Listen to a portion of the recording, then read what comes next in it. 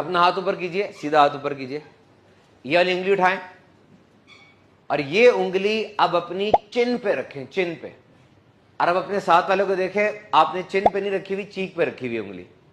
میں نے چن کہا تھا نا, میں نے چن کہا تھا, چن یہ ہوتی ہے, اور آپ نے ادھر نہیں رکھی, ادھر رکھی ہے. کیوں؟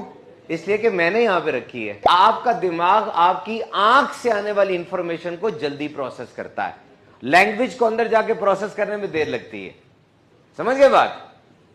آنکھ سے آنے والی انفارمیشن جلدی پروسیس ہوتی ہے. اپنی آنکھیں صحیح جگہ رکھو. پہلے آنکھ بہکتی ہے, پھر دل بہکتا ہے, اور پھر شرمگاہ بہکتی ہے. قرآن کے اندر کیا آیا؟ مردوں اپنی نگاہوں کو جھکا کے رکھو, کیونکہ نگاہ یہ سب سے پہلا ریسپٹر ہے. انوائرمنٹ سے جو کچھ سیکھنا ہے, سب سے پہلے جو اعضاء آپ کے ایکٹیو ہوتے ہیں وہ آنکھ ہے. اپنی آنکھ کو صحیح چیز دکھائیں, وہی چیز پروسیس ہوگی.